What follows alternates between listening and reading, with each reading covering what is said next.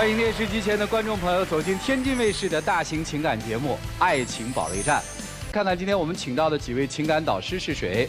他们是情感导师陆琪陆老师，欢迎；情感导师厉浩洋厉老师，欢迎；情感导师严炳红严老师，欢迎；情感导师曲伟曲老师，欢迎。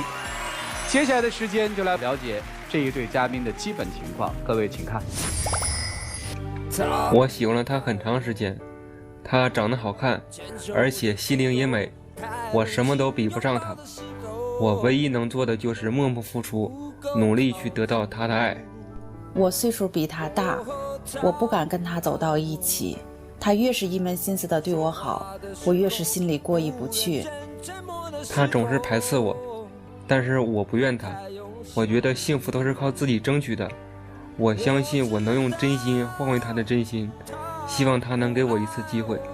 他对我来说是一个好弟弟，但我们两个人真的不合适。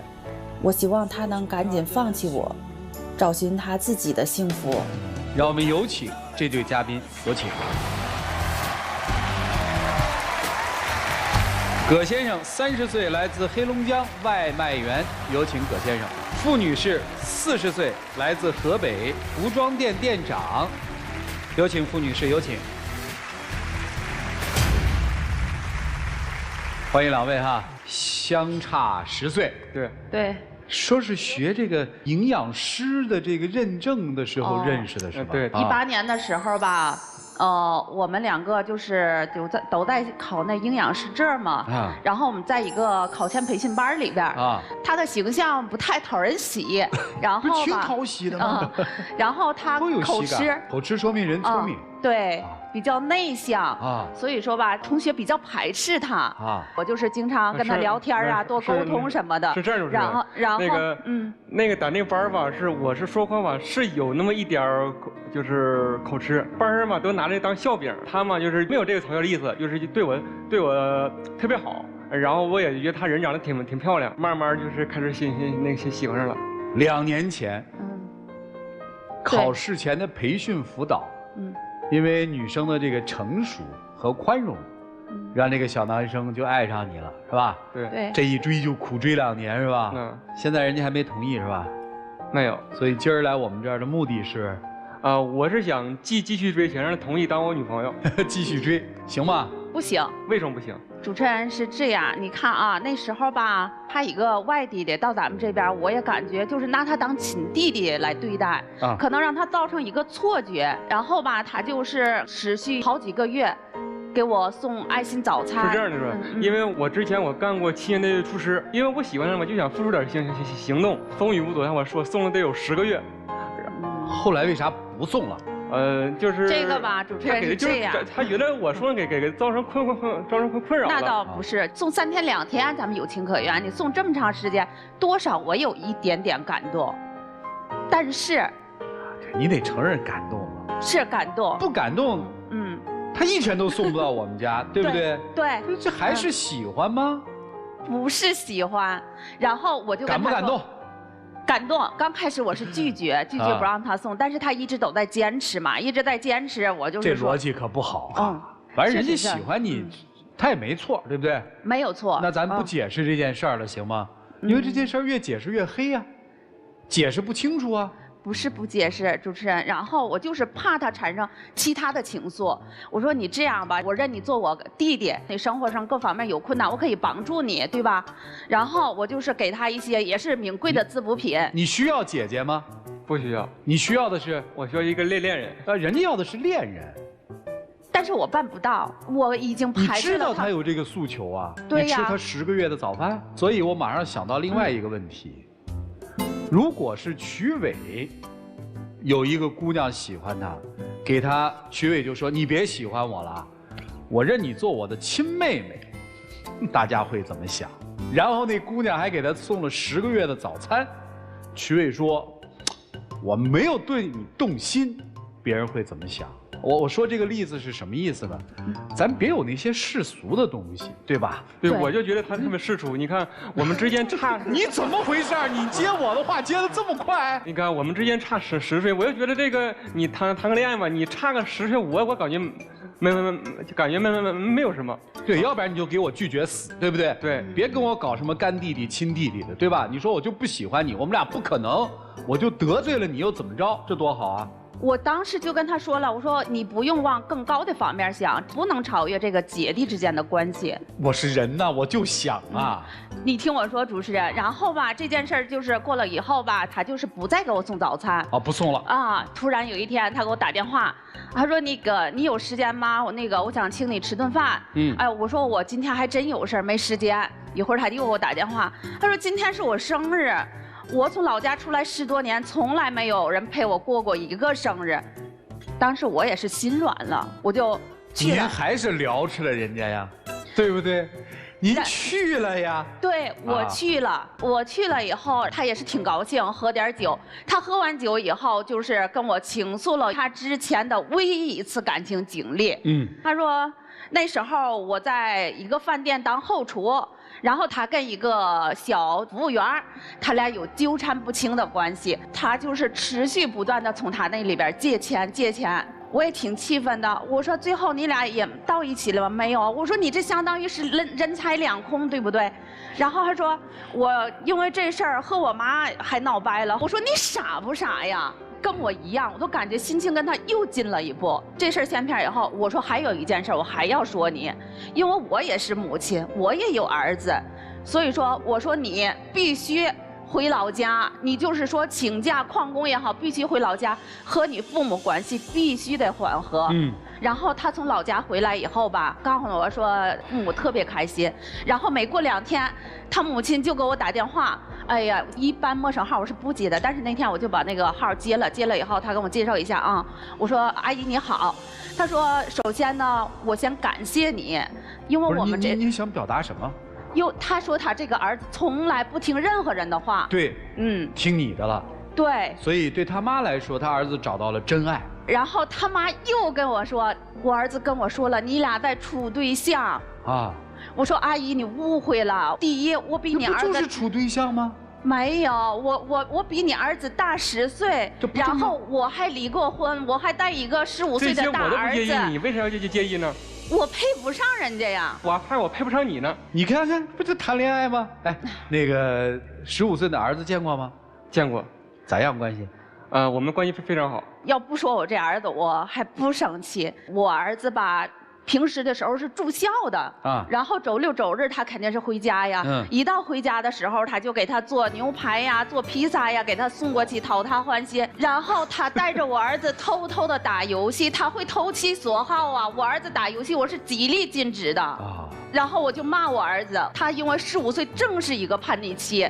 他说：“别管我了，这都是你小男朋友教我的。”我说：“谁跟你说他是我小男朋友啊？”这回他就跟我说：“就学他结巴，你知道吗？因为结巴这习惯一旦养成，很难改变，并且更可气的是，老师给我打电话说他成绩下滑，偷偷打游戏。老师，我想跟你说一下我的经历。我是6年前离婚，我前夫也比我小。离婚的时候，我独自带着我儿子从农村来到城市。”我还要工作，我还要养儿子，我还要考高中证。不是这个不重要，这个不重要，只能说明您是一个独立的女性。但是我其中的艰辛谁也不能理解。但是我这个儿子，我是想培养他成才，我想给他一个更好的生活环境和学习环境。是。但是通过他成绩下滑，更甚至。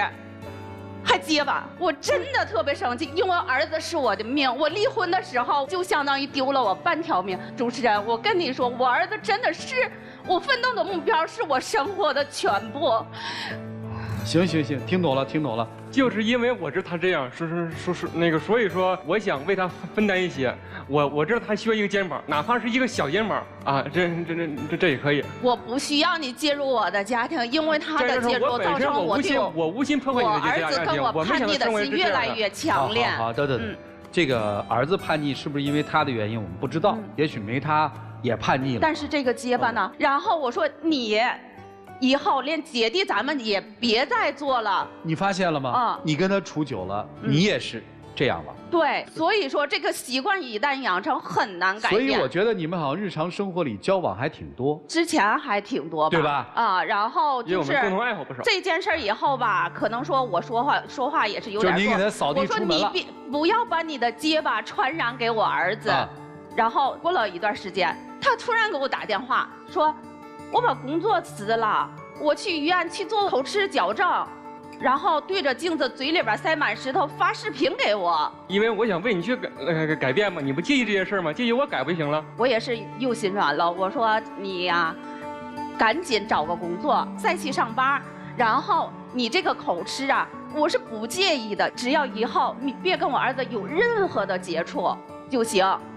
然后这个事儿吧，他就是听我的话，又去找工作了。你看。你又把人给拽回来了吧？就是心软了嘛。再往后呢？然后吧，就是我姐妹3个嘛，我跟我小妹妹关系比较不错，因为我平时除了忙工作，就是考各种证，就是我所有精力都在赚钱上边，因为我单身嘛，还要供房贷，还有供儿子，确实难。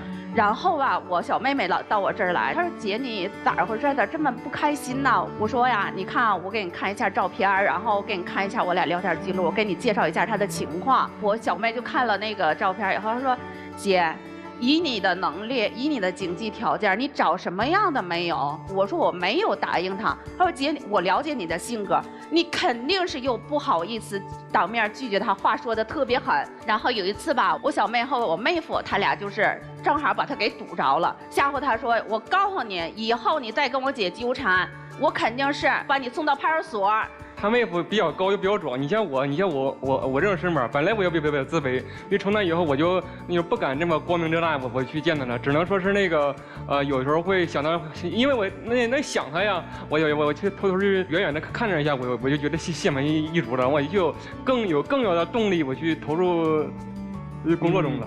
但是。你看吧，人心也确实是肉长的。我小你怎么又自己说回来了？主持人，你知道今年7月份的时候，我们唐山发生了一次地震，你知道吗？我知道就是那次地震吧，第一时间给我打电话，就是情绪特别激动。哎，有没有事儿啊？没伤着你吧？然后我说没事儿，就是厨房有个架子倒了，摔碎了几个瓶子，就是那种特别客气的那种，我都感觉他有点小题大做。特别小题大做了这不是关心你吗？然后就是过了没有半个小时吧，然后他就大包小拎了提了特别多生活用品呐，有种特别刻意的感觉。我说没必要，没有那么夸张。更可怕的是，他做出多冲动的那个，他就是到我那儿以后把他的工资卡给我，并且单膝下跪，他说这辈子就是非你不娶，你要是不答应我的话，我就宁可打一辈子的光棍儿。当时我就生气了，因为你看啊，之前相处这么长时间，他确实没有敢跟我这么特别明确的表白过，我肯定是不接受。我当时就回绝他了，肯定是不可能。你拿着你的东西，拿着你的卡，赶紧走人。以后你如果再来我家，我也会报警。但是他临走的时候跟我起誓，他说。我跟你起誓，我就是35岁之前，我肯定给你赚够100万，然后你在家做全职，然后吧，你那个我。咱不说这没用的，反正你也不想跟他好。后来呢？你看，我还是那句话，主持人，我也是母亲，我也有儿子，但是我希望我耽误不起人家，我也不想承担这个责任，因为从自始至终。我也不想接受他，因为我的人生规划里边没有他这个人。然后我就跟他说，我说我给你已经联系好了，我说给你安排好了，赶紧去相亲。我说钱我已经花了，你看我就是相没相？没有。我说我做姐姐的我已经做到仁至义尽了。因为我喜欢的是你给我介绍别的女孩干啥？你这不等于像这变相分手一样？我感觉你明知道我心里有你，你为什么还给我介绍别的女孩呢？我感觉他这个就是举动是一次比一次疯狂。好，我有几个问题特别想问问，你确定在你的心里从来没有喜欢过这个男生吗？确定没有。你确定吗？确定。那我就很奇怪了，为什么他会困扰你呢？他困扰。你跟你妹妹谈的时候谈的是男女之情啊。所以你妹妹才会出手啊。我只是不想耽误她。你以前喜欢过她吗？没有，从来没有过。从来没有。这件事情你想怎么处理？老死不相往来，可以吗？可以。然后你是觉得比她大10岁是你们的坎儿吗？你看啊，就是这么说吧，如果你没有孩子，你跟他一样大，就这么一个男生，你会喜欢上吗？这个我需要考虑。所以我今天其实特别想让您说一句实话。你曾经喜欢过他吗？没有。听见了吗？不喜欢你，能接受吗？有点接受不了。为什么？因为他在日常现实生活当中，人家表现出来喜欢过你吗？但是给我的感觉有点像，只是有点像嘛，人家不喜欢你。那你要说你如果不喜欢，你直截了当的，你像那个不是人家不是跟你说了吗？不喜欢你吗？你们俩就是姐弟之情吗？我认为你姐弟之情，你慢慢升级也可以变成我。人家现在不想升级嘛，你跟他说呀，别让我说呀。现在我可能说你别呀，你别来我们这儿就那个了，你一定要大大方方的跟他说呀。对，我就是不喜欢你，然后我从没喜欢过你，来。我不喜欢你，我也从来没有喜欢过你。我希望你以后找到属于你自己的幸福，咱们以后互不来往。很突然，一时接受不了，这个背后的情感其实非常非常的复杂。我们听听老师们的分析吧。来，一起进入丘比特问卷。我觉得有一点很奇怪，就你看你今天在台上说，我从来没有喜欢过你，我那么多年怎么样，10个月早饭你也吃了，儿子他也陪了，就是他对你所有的好你都接受了呀。你看你有4字箴言，我给你总结了4字箴言，叫好处都要，关系不定，对外不认，永不撒手。你跟他相处那么几年，是不是这4句话？好处你是不是都拿了？关系是不是永远不定？对外永远不认？结果他有可能一撒手，你马上捞回来。我告诉你一句话，没有血缘关系的姐弟或者兄妹都是暧昧。你其实缺爱，你缺爱，但你觉得如果我找了他我亏了，但我找别人可能还没有这个人在身边撩一下也行，然后他走了，哎，我身边还没人爱我了也不行。所以姐弟吧，我觉得我们一定要弄明白一件事情，就是真的不喜欢还是不想爱？我是真的不喜欢。你不是不喜欢，他给你的那些东西你是喜欢的，你只是这个人你不想爱啊。主持人，你说完以后我再回答你。他赋予你的那些感动，你喜欢，他给予你的那些痴缠，你不想爱的是这样站在你面前这个活生生的人，这个身份，这个年龄，你不想去爱他。那么在这件事情上，我就要说，道德优越感究竟来自于何处？道德优越感不来自于有人爱你，道德优越感不来自于你可以居高临下。我们真正的道德优越感来自于界限分明4个字。你那么多年，所有的一切都是你自找的，你不仅自找了，你还伤害了他。所以今天你如果真的要界限分明，我觉得你应该向他道歉，你应该告诉他，对不起，那么多年我让你误会了，对不起，你所有付出那一切是我错了，这才是道德优越感的来源。谢谢。我想陆琪老师，我听到的核心是什么？我听到的核心是，如果你真的觉得这个男孩配不上你，你不要把着不撒手，是说撒手也要真撒手。来，厉总来。我觉得你的点在哪儿呢？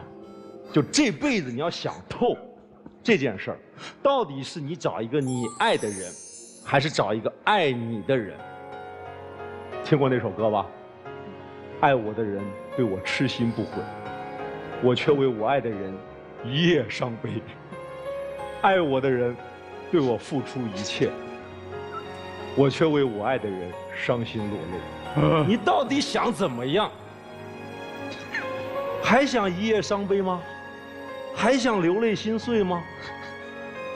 你想想清楚，是不是你不能兼得，你也不可能兼得，对不对？那你到底要选哪一个？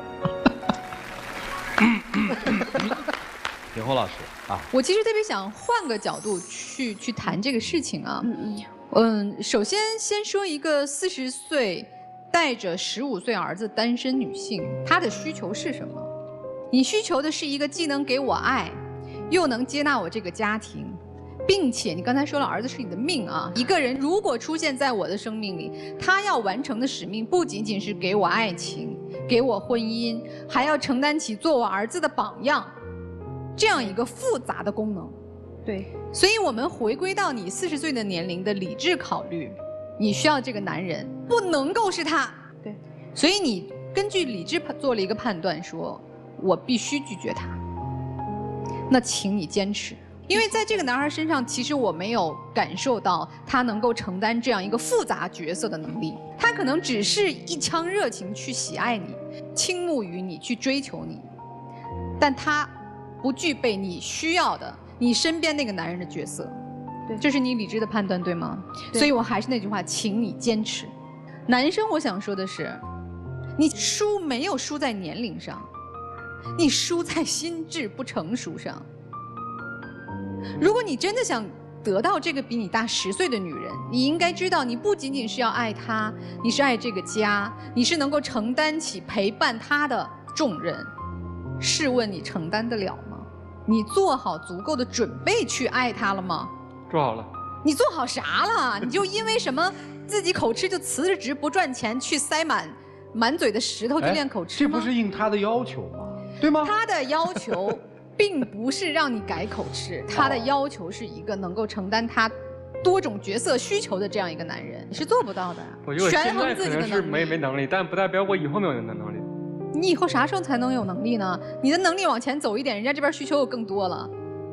所以你其实是和自己喜欢的以及能做到不匹配的。我听来啊，一开始可能会有感动，但是这种感动当中多少有厌烦。他和你相处是没有安全感的。如果你想抓住那1%的几率继续去爱他的话，拜托你先修炼自己，你去做好一个厨师，你去成就自己的价值，你去闪光，他才会看你。这个不是说给这个女士听的，是你将来恋爱也一样，好吗？谢谢。来，曲总。男生最大的问题，其实也就是女生看不上你的点，你太不成熟了，你不成熟到以为爱情就是你的全部。你想想看，你的第一份恋情是怎么样的？明明那个女生是有男朋友的，管你借钱，你居然还就借了，你想图什么？你不就图那个女人跟你好吗？对不对？对，没有原则，失败了吧？这次同样也是，你其实知道他不喜欢你，但是我感觉我付出了那么多。你先回答我知道还是不知道？啊，知道。你知道，那你就是纠缠。你说我付出了这么多，那我就觉得我不死心呐。你说得好，有点结果是吧？你说得好，你就是有目的的，你不是真正的爱这个女人。你们俩在一起就是你图她这个人，她图你对她的好啊。你知道她从来没有看上过你，你知道的。但是我是真心喜欢她的。你是真心想得到的，应该这么说。所以说，在这种案例或者这个扭曲的所谓的你的一腔热忱之下，你只能是对她造成困扰。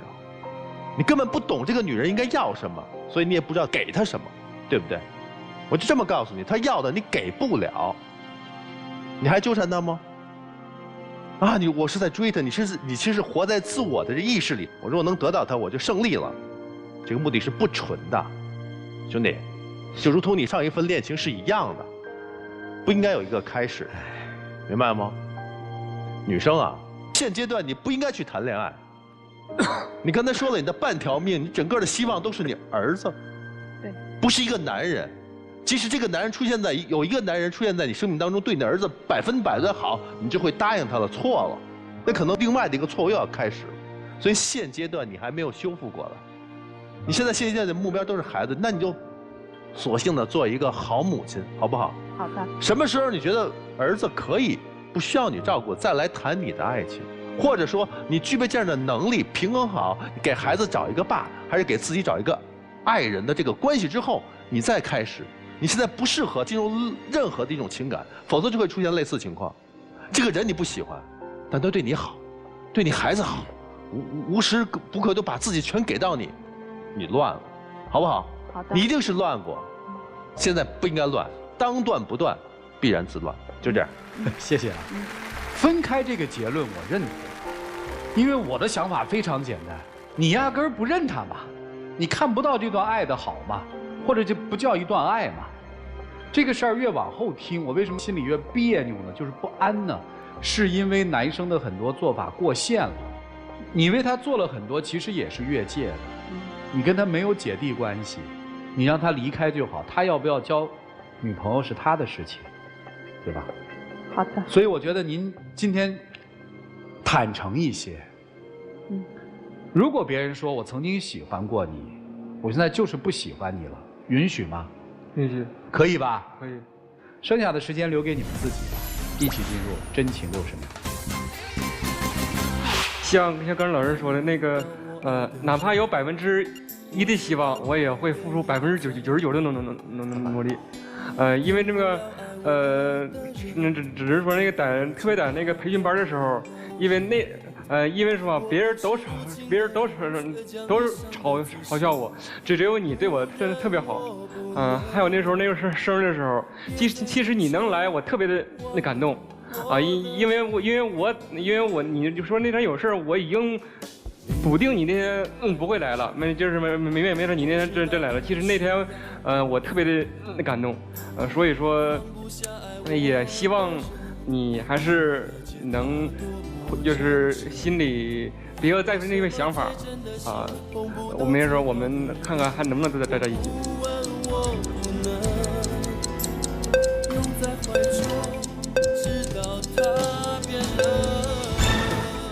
谢谢两位吧。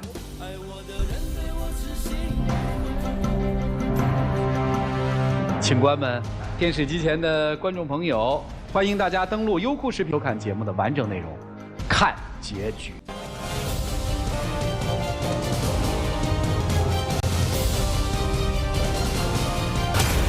我们在一起1年，我比他大4岁，他处理事情特别不成熟，我总是耐心的给他建议，但他总不听我的。我俩谈恋爱，他总用他的标准要求我，我们的感情让我越来越累了。对他有好感的人太多了，我肯定要保护他。这段感情里，我比他投入的更多，他应该反省一下自己的问题。我性格比较软，他动不动就要和我闹分手，我真不知道该怎么办了。有请这一对，有请。小刚27岁，来自四川，直播运营；小苗23岁，来自湖南，自由职业。有请两位，有请。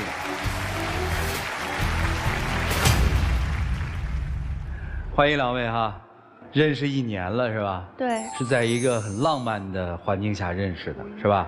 就是一场活动上认识的。是一个婚礼是吧？对。当时他过来学主持，然后我是跟着朋友，然后做了2天婚庆，当时就加了个联系方式，然后后面就追了他，就在一起了。今天谁要来啊？是我想来的。来干嘛？我觉得谈恋爱是2个人。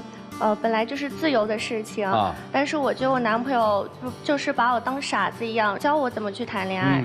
好了，来说说怎么教你谈恋爱的了。因为我本身是学艺术专业的嘛，然后朋友也说我长得挺好看的，追我的人也挺多。我会跟他们说清楚，就是我有男朋友，但是我男朋友呢就会觉得我又怎么了，就是觉得我就他不相信你。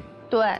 不是主持人，他每次拒绝别人的时候就是什么我有男朋友了，我们不能联系好吗？这个叫拒绝别人吗？是在询问别人。所以你怎么帮他改呢？我就想他直接说我们不联系了，后面那个好吗可以取消吗？然后有一件事儿就是让我觉得特别过分。什么事儿？就去年我不是刚毕业嘛，我有一个追了我2年多的一个男同学，他就想着请我吃顿饭，就是散伙饭。毕业之后可能大家就什么叫散伙饭不咋联系的那种。然后我就告诉他了，当时我们在异地，我在内江，他在成都，距离200多公里。跟他说了之后也没告诉我，直接就开车过来了，话也不说，直接就冲到饭店把我就拉走，拉到车上去了。单独出去吃晚饭，跟一个追求者，这样我还能不生气吗？但是你来了，你也看到我们真的就只是在吃饭而已。那我不来了，我怎么知道你们还想干嘛？你说他当时把我拉到车上，话也不说，然后上高速嘛，就一直往他上班的地方去，我就特别害怕，而且他还非要让我认错，他觉得这件事情我对不起他了，如果我不认错的话，他就要把这件事写下来呀，然后告诉我的父母，告诉我朋友。我是想让大家评评理，这个到底谁对谁错？不是，他是你什么人？女朋友啊。那你有什么权利呢？他跟谁吃饭跟你有关系吗？这只是正常吃饭，但是他就是觉得我跟别人就不正常。对啊，所以我问他，他跟别人跟谁吃饭有关系吗？我觉得这个有点碰及我底线了。这你什么底线呢？就是我的女朋友，我就不希望跟任何男的什么单独出去吃晚饭啊。他如果主动愿意为你这么做，没问题啊。但人家要去吃饭，你真没权利这么管。这还不是最过分的呢。然后不是到他上班的地方了嘛，就把我关在家里，关了几天，手机啥都给没收。后来就是我没办法检了检讨。这种事儿我们绝对不能纵容啊！臭小子，这事儿又不要干了啊！不是，他不只是因为这一个男孩子。他这个人又特别喜欢玩，然后特别喜欢出去社交，然后出去什么玩个游戏，他扔个游戏的师傅；什么玩个台球，扔个台球师傅。甚至更过分的是，他去喝个酒，他还认识个喝酒的师傅，而且全都是异性，这个我怎么能接受呢？主持人，我是觉得女孩子在外面，对吧？得要学习一些东西，加上我学这个艺术专业，平时都会接触各种各样的人，对不对？那我学习一下喝酒，你说迫不得已上酒桌，那我也不至于说喝醉被骗嘛。不是你学习好东西不行吗？你要学习跟别人喝酒吗？然后呢，他就拿我手机啊，约我师傅出来跟人家比拼喝酒。谁赢了？那当然是他输了呀。他还好意思说他们俩把我送去酒店是吧？他们俩就走了。我喝醉了，我在酒店，早上起来人没有，他们俩走了。请问你们俩干嘛去了呀？你看他这就又觉得我又咋了？孩子，你要梳理这个思路，你不是个傻蛋吗？就是你预定了一个情敌，他的名字叫厉浩洋。然后我说，浩洋啊，咱俩喝酒吧。浩洋把你灌醉了，把你女朋友带走了，你不是傻吗？如果他真是你情敌的话，对不对？然后你早上起来以后发现他不在，然后你肯定疯了呗，以你的性格。对啊，你做了什么？他跟别人走了，我就觉得特搞笑。然后你就是光在那儿笑吗？还是干嘛？没有，我就跟他提分手了。这就对了。然后他就用分手威胁我，让我把师傅拉黑了。啊，你拉黑了吗？拉黑了。所以你是怕他跟你分手的是吧？因为在一起嘛，大家都是因为爱对方才会这样。哦，好，这就算第一次分手，后面还分过吗？后面还有过，就是有时候他遇到一些问题，就又要跟我闹。就是男生的醋他不仅要吃，女生的醋他也要吃。什么意思？就你跟别人逛街也不行？有一次就我生病了，我就想着他上班忙，就没有告诉他，我就让我闺蜜陪我去医院输液。他知道之后又生气又过来闹了。不是他生病了，他第一时间告诉的不是我，主持人，我觉得很搞笑哎，我是他男朋友，一点存在感都没有。可是我想着他上班忙，我觉得这点小事没有必要去麻烦他。而且我本身是一个留守儿童嘛，我就觉得人要独立，对吧？这点小事根本不算什么。小时候爸爸妈妈都在外面打工是吧？对。所以你又生气了。对呀，这种事儿我觉得第一时间应该告诉我的呀。气完之后呢，你干嘛了？他当时来到医院不是特生气嘛，就是凶我闺蜜，就说你不知道我们在一起了吗？你为什么还来打扰我们？你是找不到男朋友还是怎么了？要不要我帮你找？就是我觉得这些话就特别过分，这样说话把人都气走了。之后呢？我闺蜜走了之后，她还在跟我生气闹分手呢，我就觉得特别委屈。本来我生病，结果呢跟我闹脾气，还得我去哄她。你关心她呀。没有，当时确实很生气，然后你得关心他，他生病了，他要的是关心呀。你怎么老做反动作呢？对吧？当时是不是把一个女孩好好一女孩往外推吗？还做过什么荒唐事儿？因为他觉得我们相处时间太少了嘛，就是想着来我那个城市发展，做淘宝直播运营，就跟公司申请了调回内江。我想着在一起就在一起呗，为啥非得让我去他公司上班呢？不是，我是想着让他在我们公司上班嘛，可以每天可以接触。你从成都到了内江。对对对。哦，然后就想着我把他一起叫到我们公司上班，我要跟上面说好了啊，然后就等着他过来呢，然后他又不愿意过来。我是觉得我学了大学4年，然后高中也学这个专业。你学什么专业？播音主持。就是你觉得跟你职业规划是不一样的，是吗？他有个表哥，他去询问他表哥，然后他表哥也不想让他来嘛，然后他就不来了。然后我就觉得很搞笑，我明明是你男朋友，我叫你来我这里上班，你要争取下他表哥的意见。他那个表哥特别奇怪，我记得去年有一次他们吃了晚饭，大概快12点了哈，然后他表哥说要去他房间里面看一下。我觉得很搞笑，一个男孩子怎么能说这么晚了要去一个女孩子房间里面看呢？当时刚毕业嘛，就是租了一间房，我表哥就想看一下我在外面住的怎么样，他就想歪了。所以对男生来说特别紧张这个女生是吧？对呀，我怕她跑了是吧？对。女生可能觉得男生这样太透不过气了吧，有点。就总是喜欢把我往不好的方向想。坏里去想。对。你们俩谈了1年了哈？快1年了。快1年了。这个见过他父母什么的吗？见过。我把他带回家的时候，我们再聊一下父母的事儿。没想到，我觉得也挺有缘分的。我父母跟他父母都在广东上过班，然后还认识。但是他对他父母比较叛逆，然后也不喜欢。就是当时我们不是要说结婚的事儿吗？他不想结婚。你家里很着急你们结婚的事儿吗？因为我年纪稍微大几岁是吧？然后肯定会着急一点。你自己着急结婚吗？我还好，其实。然后后来就是双方家长就觉得合适嘛，还商量着买房子的事儿。你说本来就大家在一起，处得来就处，对吧？要处不来的话，你说我们还这么年轻，你这房子都买了，到时候我们怎么办呢？所以对于女生来说，现在只是一个恋爱时期，或者叫考察的时期。你觉得是在这个阶段，对吧？对，考察时期。男生已经觉得可以娶她了，是吧？我是觉得。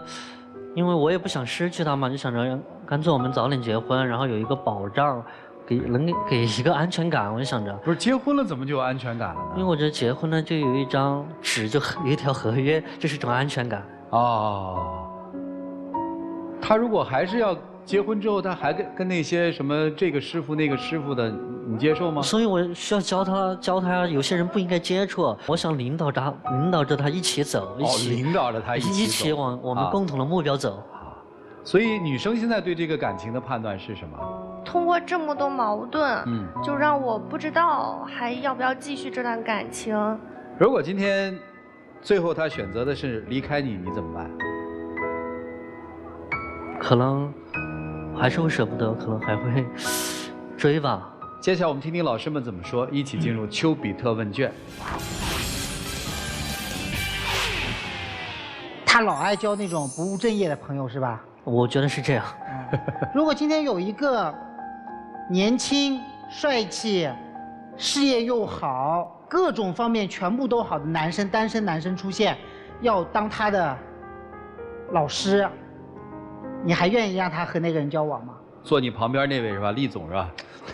就假设这观众就更直观。假设比他还要小10岁。对，那也是我。对。愿意吗？所以呀，吃醋就吃醋，嫉妒就是嫉妒，不要去贬低别人，内心的虚弱要正视它。所以你看，你上来一说啊，你怎么不对，你哪错了，说一堆，说我要当你人生导师，其实是什么？其实你 hold 不住嘛。为什么？你女朋友开始学校里面走出来之后，开始有无限的可能性了。你看到她有那么多的可能性，这种可能性对你来说是危险，你不知道怎么办，你只能怎么办？你只能像一个小孩子一样，紧紧地抱住她，说你不能走，哭着喊着说不行，哪条路你都不能走，你只能走我给你选那条路。你能给他选哪条路？选你 hold 得住的路。关心和控制是不同的，关心是允许拒绝的，控制是不择手段的逼迫对方屈服。所以现在很多人是假借关心之名来行控制之实嘛。因为你是我女朋友，所以你必须怎么样？因为我跟你谈恋爱，所以你就是错的。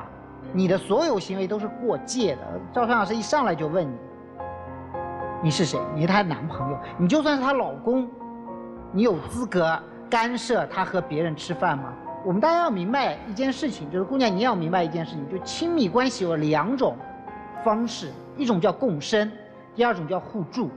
他要的是共生，你要的是互助，你要的是2个人独立生长，对吧？你要的是各自有各自的自由，对吧？他不是，他要的是2个人纠缠在一起，长成一个人的样子。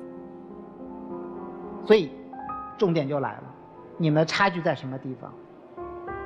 你们差距在一个人选择了有限的可能，一个人选择了无限的可能。你们差距在于一个人选择了互助，一个人选择了共生。你们的差距其实是一个3观的差距。我不知道你从哪学来的这种以攻击来掩盖自己弱小和虚弱的方式，但这不应该是一个男人去爱另一个女人的方式。如果你爱这个人，我们至少要给他一些让他选择的可能性。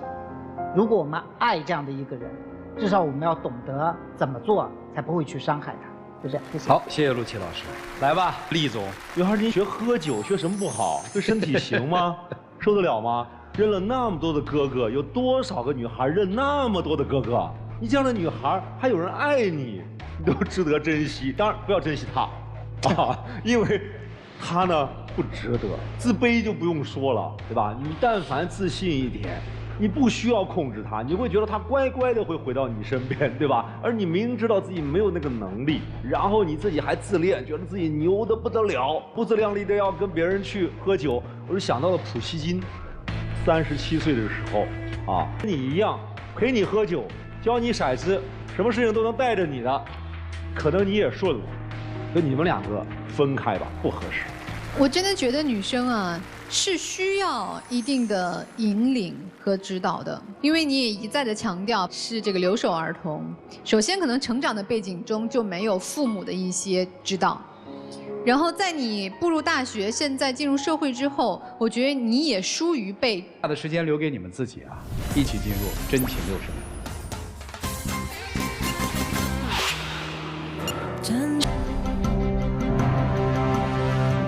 来，请关门。我们节目组的唯一官方报名热线是0223606301，有情感困惑的观众朋友可以来电报名，不收取任何的费用。来，请开门。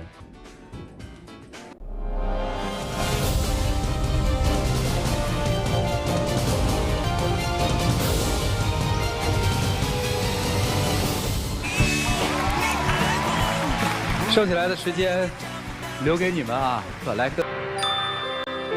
我呢是一个家庭主妇，和老公结婚3年，生了一对双胞胎。我俩带孩子带不过来，我就把我妈接过来住了。我老公呢就开始总不着家，就算他在家时也不带孩子。我妈脾气倔，有时候骂他几句，他就跟我妈吵。我妈现在呢被他气回家了，我又是一个人带孩子，又收拾家，他还是不肯帮我。我现在怎么做才能让他尽到一个父亲的责任呢？丈夫如果看不见妻子的辛勤付出，最好的方式就是让他感同身受。怎么做呢？给你自己放假3天，把孩子交给他，他马上就知道做父亲、做母亲的艰辛了。感谢电视机前观众朋友们的收看和陪伴，我们下期节目再见，谢谢大家。